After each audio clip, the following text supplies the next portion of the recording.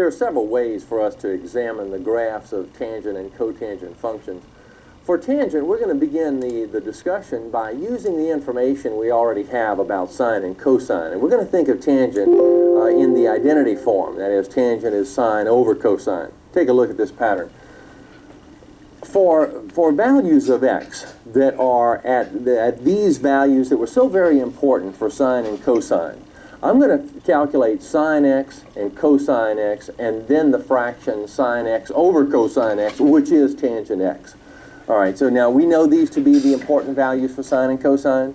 The sine curve, we know, starts at 0. You see, that's all there is to all of these values, is where they start, top of the amplitude, x-intercepts, bottom of the amplitude, and that kind of thing. So we imagine the sine curve. At 0, we start the sine pattern at the origin. At pi over 2, we go to the top of the amplitude. At pi, we go back to the intercept. At 3 pi over 2, we're at the bottom of the amplitude at -1. And at 2 pi, we're back to 0. So we have one complete cycle, then, of the sine curve. For the cosine curve, we know we start at the top of the amplitude and end up there as well. So at 0, we're at the top of the amplitude at 1. And then at pi over 2, we're at the intercept. At pi, we're at the bottom of the amplitude. At 3 pi over 2, we're back to the intercept. And at 2 pi, we're at the top of the amplitude. Okay, now, to calculate the tangent based on this information, all we do is make fractions out of these values. So it's sine x over cosine x. So for the first value, let's see, it's 0 over 1. 0 over 1, that's 0. For the next value, it would be 1 over 0. Uh-oh, 1 over 0. 0 in a denominator means we have an undefined value. So the situation is undefined at pi over 2. All right, now, what about the next one? We have sine over cosine now. So we have 0 over -1, that's 0. Then -1 over 0, uh-oh, another undefined situation. And then 0 over 1, which is 0. Wow, we have these points to plot. Not much information, is it? Well, we're going to examine this from another point of view here in just a second, but let me go ahead and plot these points. Now, you know with undefined values of a function that a lot of times we have asymptotes involved, and that's true here. And that's not always true that we have asymptotes involved when we have an undefined situation, but sometimes we do, many times we do, and in this case we do. So as I go through and plot points, at 0, we go to 0. At pi over 2, it says over here from the chart that I have an undefined situation, and we end up having an asymptote. At pi, well, let me look back. Oh, it's 0. And at 3 pi over 2, another asymptote. And at 2 pi, we're back to 0. All right, let's make the discovery of what happens in these various intervals by looking at the unit circle. Now, we're going to start with we'd like information about the behavior of the graph in the interval from 0 to pi over 2. Now, that interval corresponds with, on the unit circle, the first quadrant. You see, the first quadrant is just values for x that are between 0 and pi over 2. And do understand here that, well, several things to understand. First of all, we're taking this approach where we're using this study and analysis and comparison with the unit circle and our number line here just for a greater understanding of trigonometry and an appreciation of trigonometry. That's one thing. We don't have to do it this way. I could just show you the graph on the graphing calculator and be done with it and show you aspects of the graph and how it changes according to changes in the equation. And that would be pretty easy. But you wouldn't have the depth of knowledge that you're going to have by going through this idea. And I suggest that you go through this kind of study by yourself, that you can actually do this alone from time to time to get a better understanding of the dynamics of the graph of a function such as this one. Okay, now let's understand this about the situation, that as I make right triangles in this unit circle, and I'm taking the right triangle approach here rather than points on the unit circle which have coordinates and all of that kind of thing, because I think the right triangle approach is one that's very hands-on. You know, we can see values very easily like that. So we are thinking either in terms of an angle in degrees, changing from 0 to 90 degrees, but gee, our coordinate plane is labeled with radian measure, so 0, pi over 2, or 90 degrees. You see 180 degrees, 270, and so on. We could do it in degrees if we want to. Or we could think of the angle changing in terms of radians. Or we could think of the length of the arc changing. If this is a unit circle, then we can think of the length of the arc changing from 0 to 2 pi. Excuse me, from 0 to pi over 2. Okay, so all of those things are in play here. Now, when our triangle is located in the first quadrant, and when that angle is very small, or when this arc length is very tiny, then we get a fraction opposite over adjacent from the standpoint of this angle of, let's see, the opposite side over this side. Now the opposite side, when that angle is really small, is a really tiny number.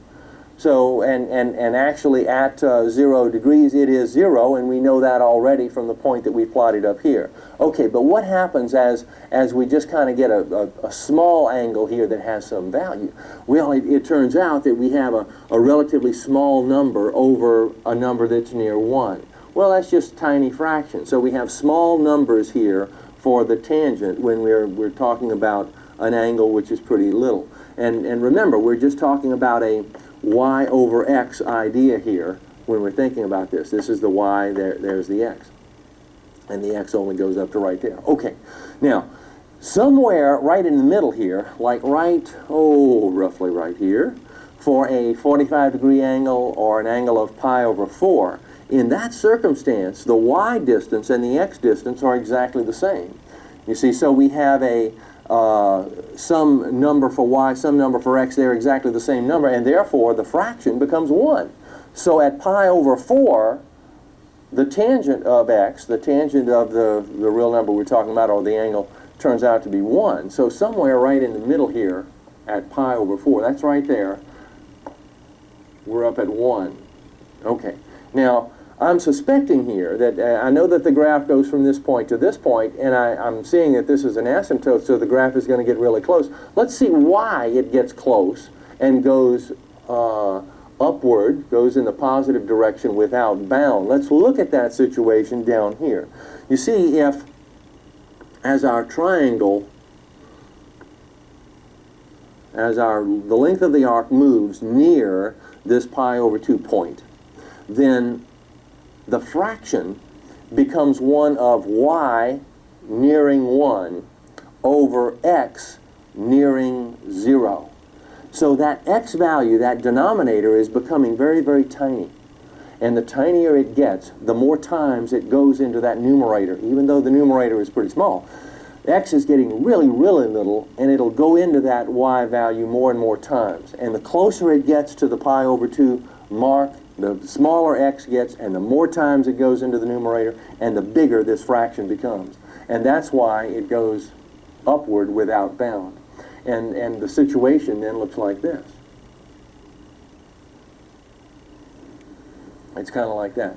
Now it continues over here, and we'll consider that in a little bit. But let's talk about what happens in the next interval. Now the next interval, the next important region, is between pi over 2 and pi. And that's this region of the coordinate plane. But that region of the coordinate plane can be analyzed using the unit circle in the second quadrant, because after all, we're talking about x values that are between pi over 2 and pi. And on the unit circle, this is pi over 2, and that's pi. Whether we're thinking about length of arc or size of angle, it's pi over 2 to pi. Okay, as soon as we jump over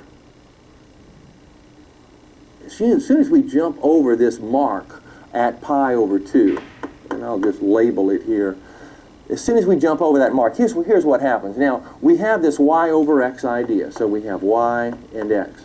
Now, the x has suddenly become negative. You see, we're on the south side of our horizontal number line here. So x is negative, y is positive, and so we have a fraction which is going to be negative. And because we're really, really close here to pi over 2, we're just a little above pi over 2, that x distance is really tiny. And tiny goes into a fixed number many, many times the same way it did on the other side. So we have a really big negative value coming into play right in this region of our unit circle, and therefore in this region of our coordinate plane we have really, really large negative values, and so the graph is going to come up like this. Now what happens? Well, the next critical spot turns out to be right here, where the right triangle turns out to have an opposite side the same as the adjacent side. And so we have a fraction which becomes 1. And so that happens right in between pi over 2 and pi. So right in between pi over 2 and pi, in this spot right here, we have a -1 value for our function. And that turns out to be right here. And now the graph comes back, and it comes back to that point. Okay. Now we've actually gone through one cycle for the tangent curve. I'm not drawing this anatomically correct. Let me try to do this again a little bit better. The way it goes is like this.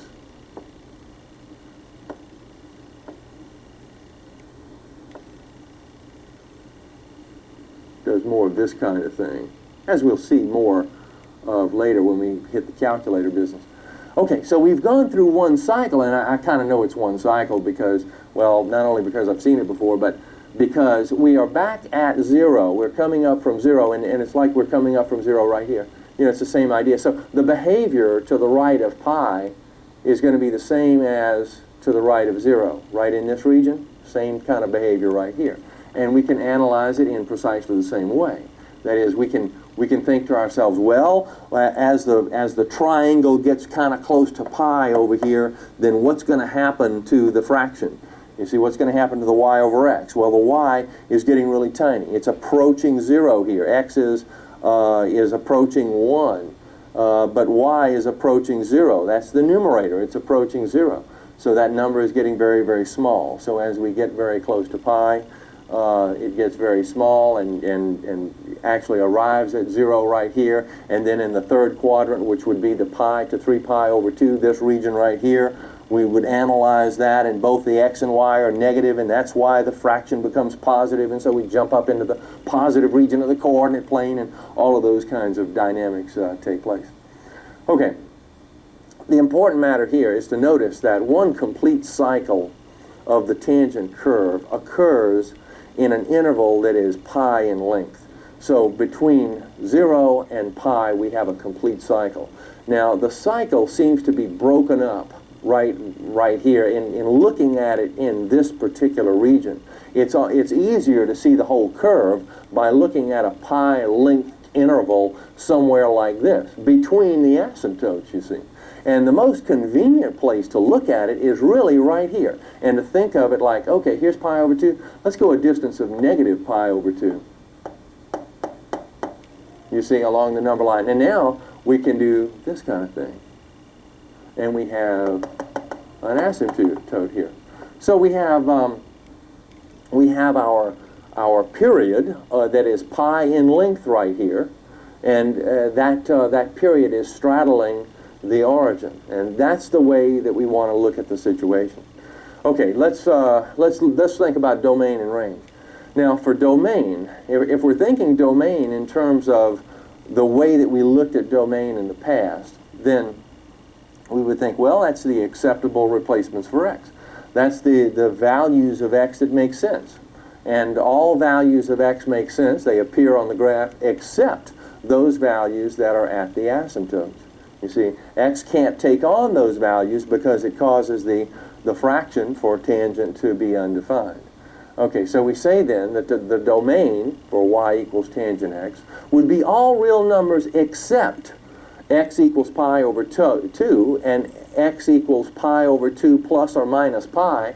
Now it's plus or minus pi because pi is the length of the interval, you see, over which we have a period. And at the end of the period we have another asymptote, and then another, and another, another, and another, forevermore. So it's pi over 2 plus or minus pi, pi over 2 plus or minus 2 pi, pi over 2 plus or minus 3 pi, and so on. But more generally, we simply say that the domain would be we just list the exceptions usually for the domain. We would say x is not equal to pi over 2 plus n times pi, where n is an integer. That's the simplest way to do it. Okay, the range, the y values that are on the graph, well, that would be all real numbers.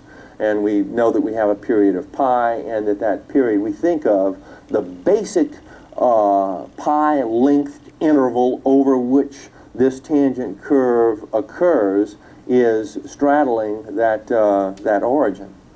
All right, let's look at a graph.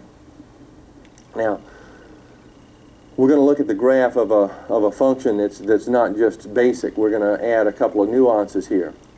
And the various nuances will have the same effects on the graph that they have had before. That is, if we're thinking about y equals a tangent bx, the a value will cause a stretching or compression of the graph up and down. That is, if a is greater than 1 or less than -1, then we have a situation like this. Now, I'm just going to kind of sketch it like this. If a is greater than 1, and let's say a lot greater than 1, then the graph would almost be like this. It just kind of stretches things out this way.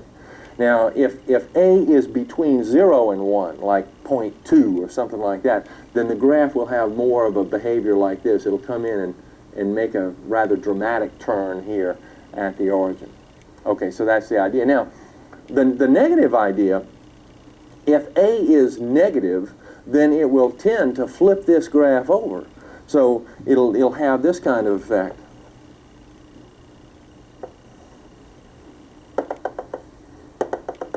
Now, if this is the basic graph, a -1 value for a would just cause the graph to look like this.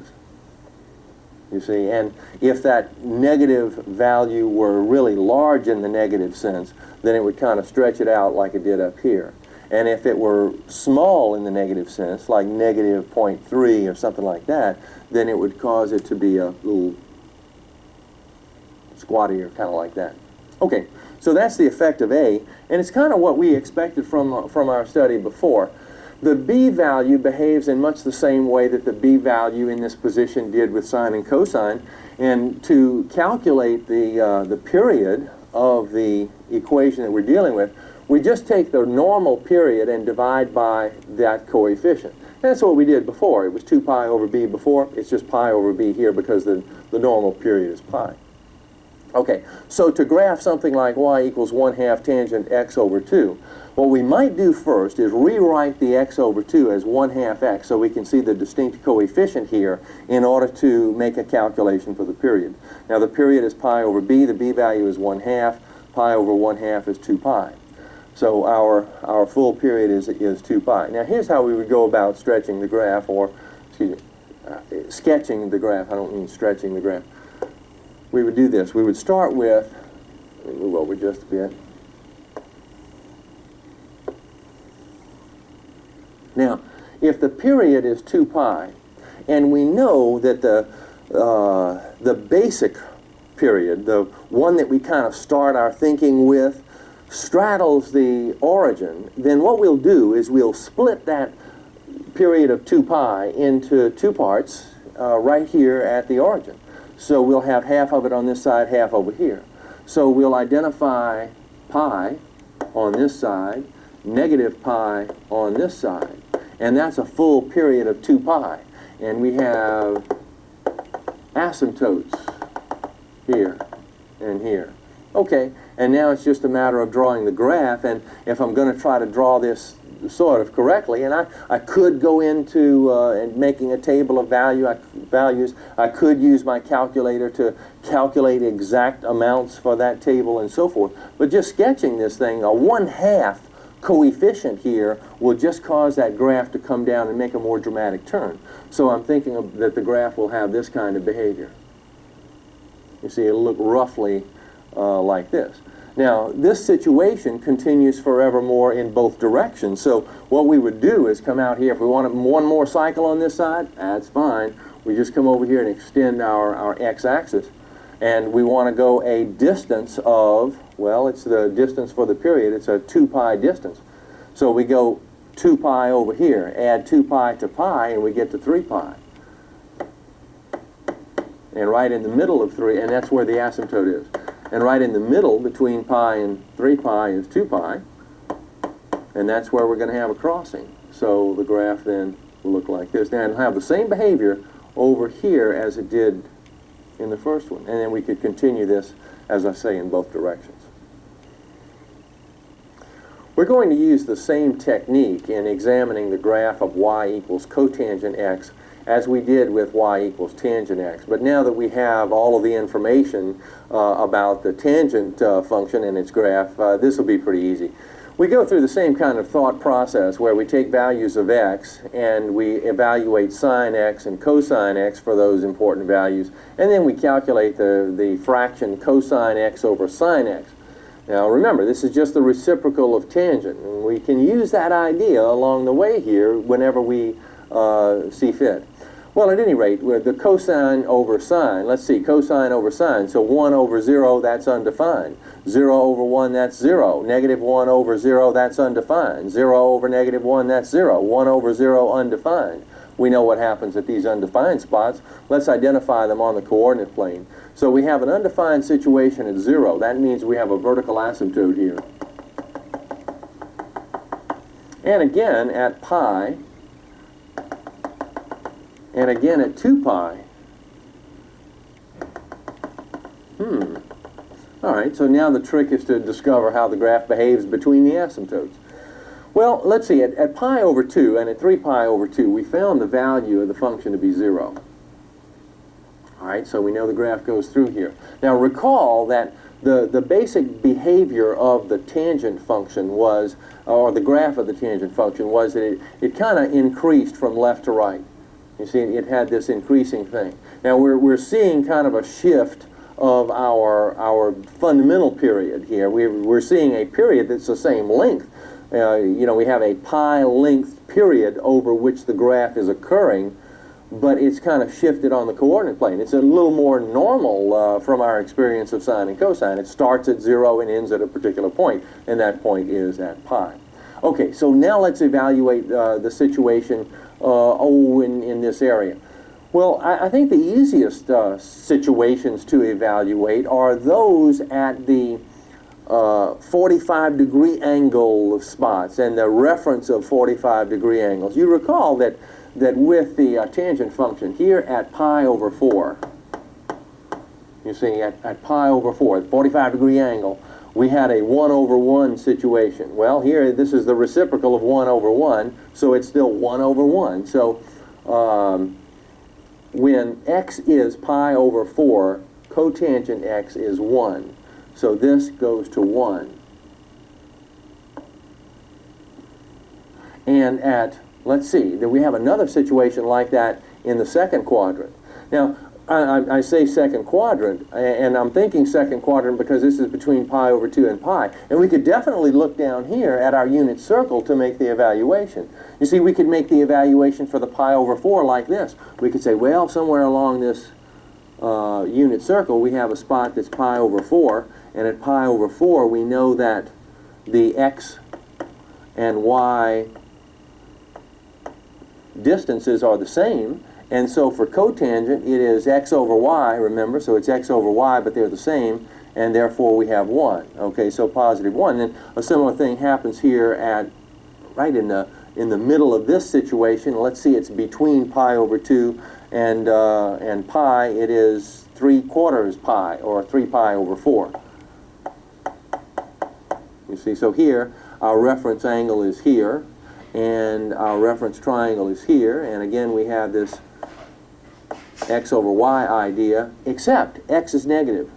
You see, so we have negative 1 for the value of the cotangent at that point. So, gee, here at 3 pi over 4, we have negative 1, and it's looking like the graph is going like this, and indeed it does. And we could examine the situation about what's happening as we get really close to 0 over here, and really close to pi on the left side, and really close to pi on the right side, and all of that kind of thing like we did before. But we know how to do that now, I think, and I'll just tell you that the graph has this kind of behavior.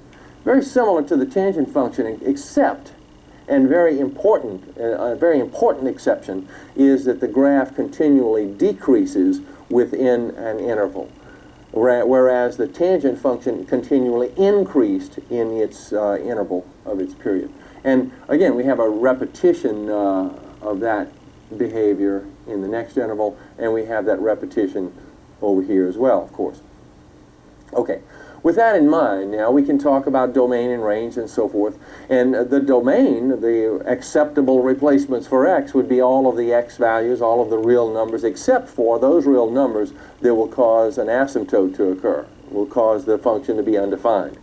And that occurs at 0 and at pi and at 2 pi, and every pi at the end of every pi length interval. So we can say then that the domain for y equals cotangent x would be all real numbers except some, or we can simply say that x is not equal to pi plus n times pi, where n is an integer.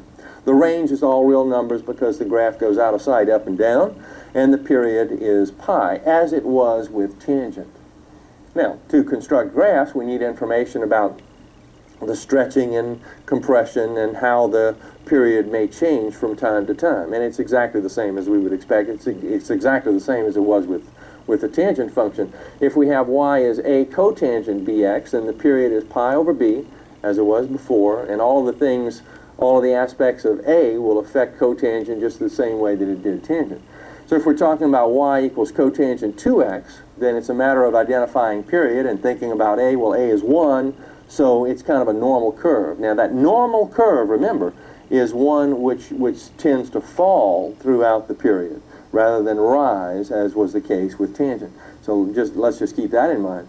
So for a period of pi over b, the b value is 2, so it's pi over 2. So all we have to do is identify the position of pi over 2. You see, and that's the period length. The period starts at 0. So in 0 to pi over 2, we have one complete cycle of the graph. And all we need to do is realize that the graph has an intercept right in the middle of the period, and that it tends to fall. So we have that. And let's just go over another cycle over here. Double pi over 2, and we have pi. So we have another asymptote at pi, and we have another curve. And back this way, I could do another one. I guess I'm doing this just because I like to. Okay, and continuing on in both directions forevermore. This one is a little more complicated. We have y equals negative 1/2 for the a value, cotangent x over 3. I would rewrite the distinct coefficient of x here as 1/3 x. Now that way we can identify the length of the period. So it's pi over b, or pi over 1/3, which is 3 pi. All right, now we'll talk about the effect of a in just a minute. But to set up the graph, we do this. We just say, okay, our cotangent curve is basically starting here. And by the way, we're not talking about phase shifts here just yet. We're going to save that for another time. And there are such things as phase shifts here with tangent and cotangent, but we're just not discussing them right here at the moment. Okay, we're starting here at 0 then, makes it real easy. We go over to 3 pi. Well, let's say that 3 pi is right here. And we have another asymptote. You see, and over here at 6 pi, we have another one.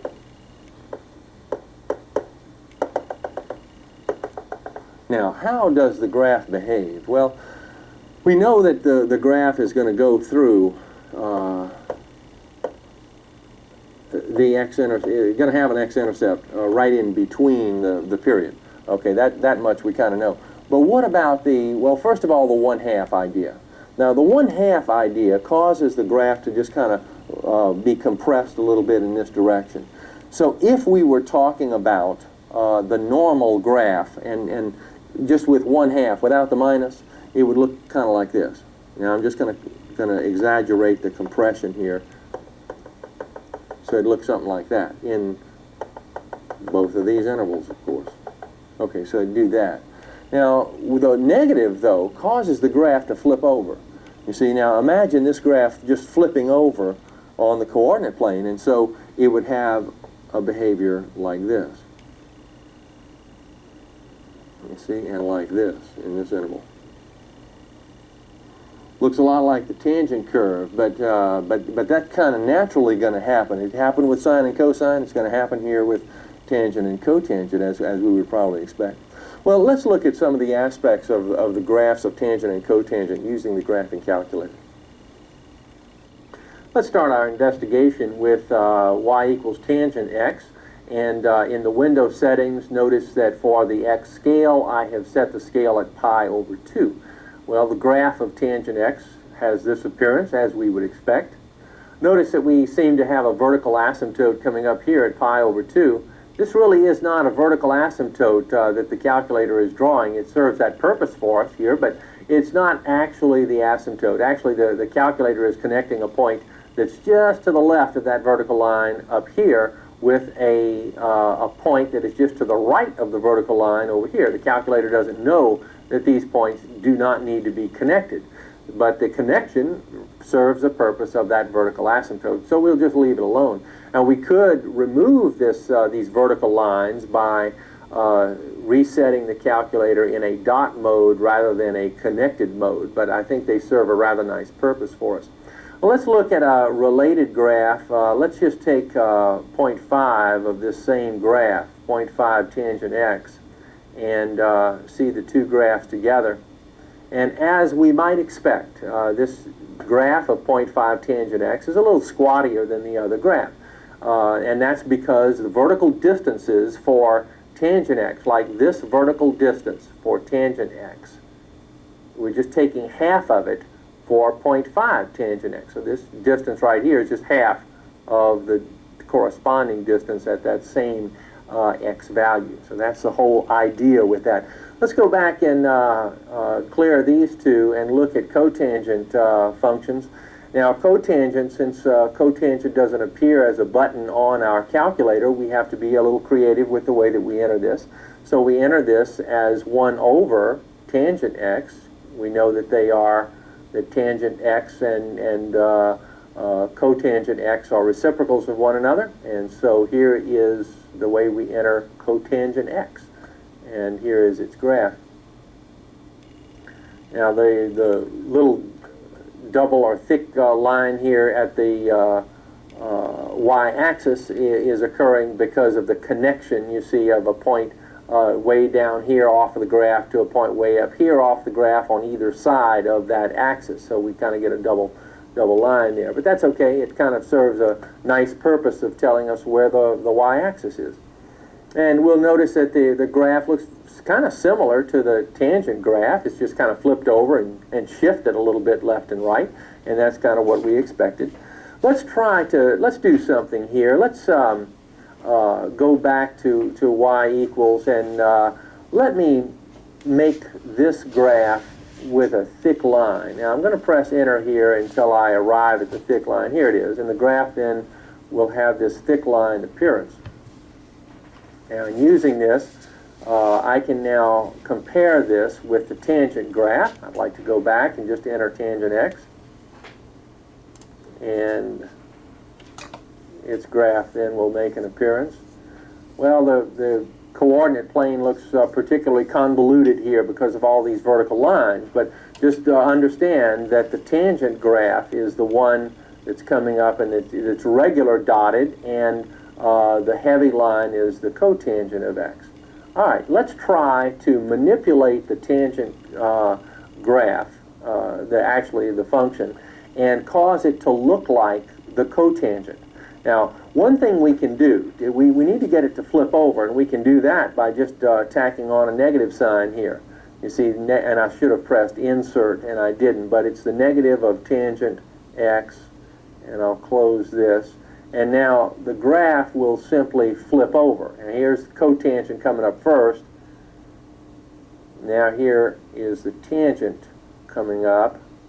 Now we're kind of getting somewhere. We want to get a match if we can. We want to match these up. I want to get this graph to overlay that one. So all I need to do is arrive at a shift. Now I'm noticing here that I've got a shift distance of pi over 2. So all I need to do is go back here, and right here I'm going to say minus pi over 2. So pi over 2, close parenthesis, and we should get a consistent kind of graph. Now, if we get a consistent graph, the unfortunate thing is that when that little dotted line overlays the thick line, we're not going to see any difference. We'll only see a difference if we do something like trace and jump to the other graph. For example, here I'm at, well, it's telling us up at the top that I'm on y1, and if I jump to y2, you see I'm at the same spot, just about. You see, and I can see the x, y components at the bottom are not changing when I jump from one graph to the other. So these are absolutely consistent graphs. Well, let's stop this playing around and let's go to something that we've looked at a moment ago. Let's enter the equation that we had on the board just a bit ago. It was negative 1/2 cotangent x over 3, so that's negative 0.5. Now, I want cotangent, and we know that to be 1 over tangent, so I'll open a parenthesis and go 1 divided by tangent, and I want x over 3, so x divided by 3, close, close, and here is the graph. Now, we're using the same settings that we had on board just a few moments ago, and we're noticing that the entire graph is not even appearing in our viewing window, and that's because we said that this graph, this equation had and the graph had a period of 3 pi, and here we have pi over 2, and this is pi, and here's 3 pi over 2 and 2 pi. Well, we have to go out a bit further to see an entire period. We can accommodate that rather easily. If I go to the window settings and I set an x minimum of, well, let's see, it's 0 to 3 pi that I want. I'd like a little bit of room on either side, so I'll set this at negative 1. And look at the way I can set my x maximum.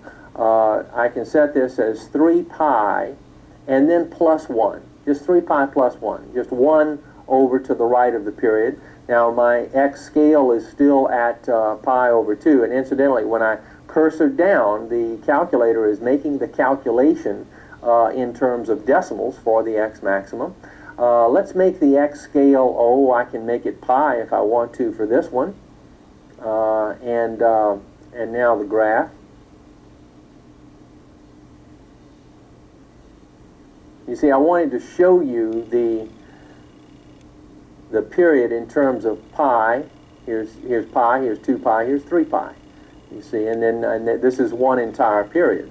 And if I want to change that scale a little bit, I just go back to the window settings, and I can set this as pi over 2 very quickly. And the graph then will give me some significant points here, particularly this intersection point at 3 pi over 2. And occasionally we would want this graph to be exactly anatomically correct. It's pretty close to being by anatomically correct, I mean a square perspective, and we can accomplish that very easily by just pressing number 5 here in the zoom window, in the zoom menu. And this is exactly a square perspective, and so we're not distorting the graph in any way. It looks pretty much the way that it did before. In the window settings, I had negative 3 and 3 for the y minimum and maximums. So that changed just a little bit here for our square perspective. The graphs of secant and cosecant functions can easily be analyzed by thinking of them as the reciprocals of sine and cosine functions. So if we want to analyze the graph of secant x, then we just think of secant x as 1 over cosine x. Yeah, it is important to understand some aspects of reciprocals. For example, the reciprocal of 0 would be, well, let's see, 0 can be thought of as 0 over 1, and the reciprocal would be 1 over 0, but 0 in a denominator means undefined. So that's one important notion. Another is that the reciprocal of small numbers would be big numbers, and the reciprocal of big numbers would be small numbers. I mean, if we take a small number like, let's say 1/10, its reciprocal is 10 over 1. So the reciprocal of that tiny number is a pretty big number. Now, with that in mind, here's how we analyze the graph of secant x. We start with the graph of cosine x. Now, here's cosine x over 2 periods. And, well, let's see. The reciprocal of the values that this graph takes on, you see, throughout this interval. Well, the one value is here at 0 at the intercepts. Well, the reciprocal of 0 is undefined, so we have an undefined value then for the secant function. And let's just go through and identify all of those spots. The reciprocal at 0 here and here and here and here will be undefined, so we have asymptotes there.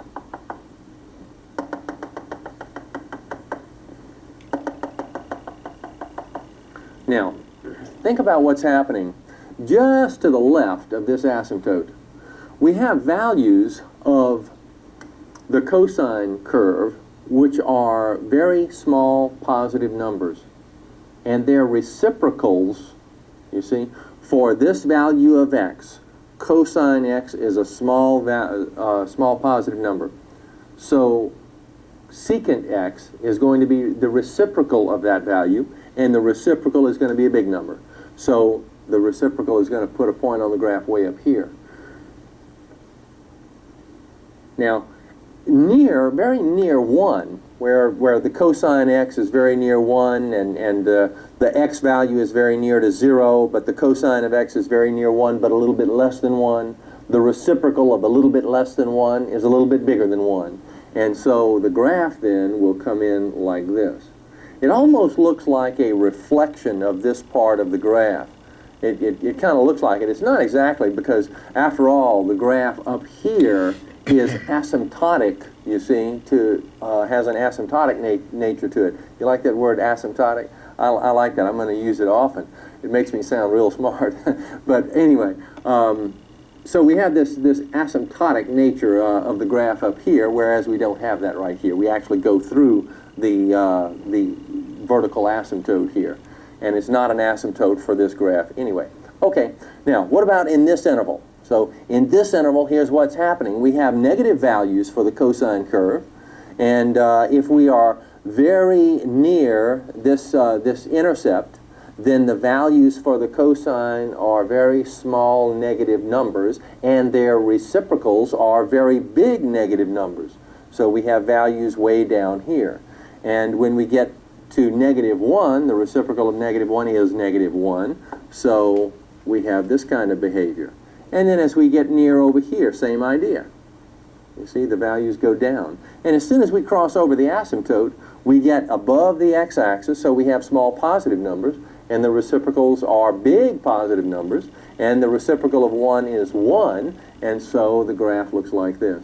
And again, we can just about think about the situation as kind of a reflection within each of these various intervals. So right in this interval, we have a reflective quality, and in this little half interval, if you will, we have this kind of quality. Okay, so we kind of analyze the graphs of secant and cosecant, even the more complicated ones, by thinking of them in this reciprocal kind of fashion. Okay, consider this problem. Looks really complicated. It's y equals 2 cosecant of all of this business. Well, all we do is think about its reciprocal function, the related reciprocal function. Now let's see, the reciprocal of cosecant is sine. Okay, so we write y equals 2 sine of same binomial. And we go through the analysis process for sine. All right, I'd like to be able to identify the phase shift in an algebraic form here. So I'm going to force the factorization of pi over 2 out of this term. So here's what I'll do.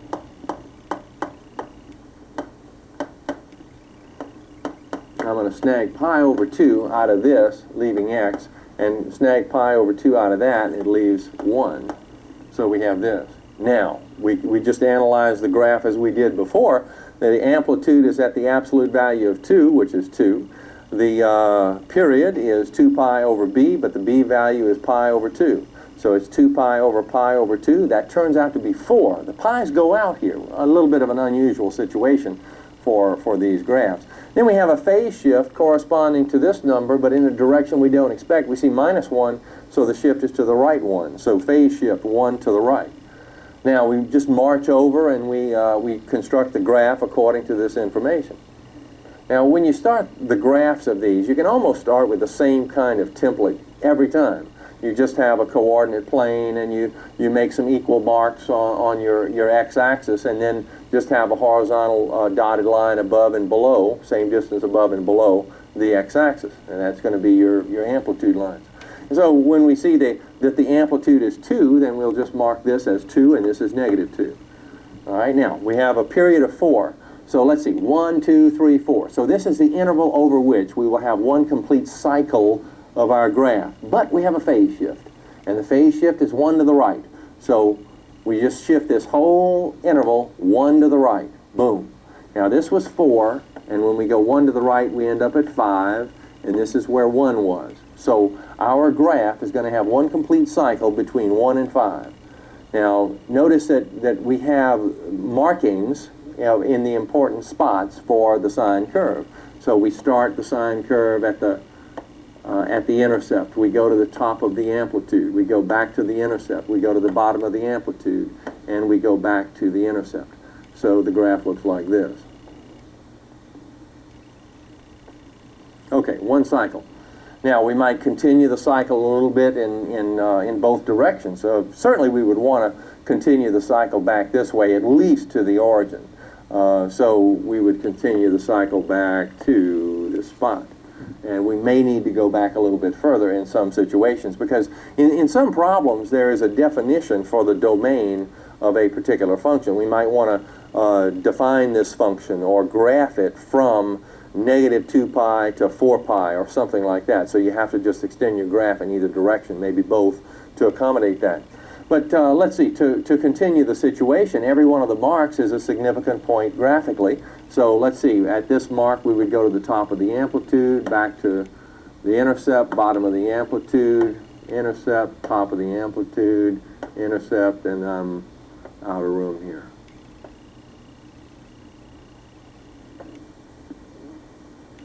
So we have this kind of thing. Now we're ready to construct the graph of the original function that we wanted the graph of in the first place, and that's that cosecant function. Now to do that, we just think about the reciprocal values that the graph takes on according to the values that sine has taken on.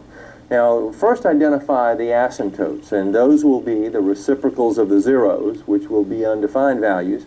So at the intercepts we have asymptotes.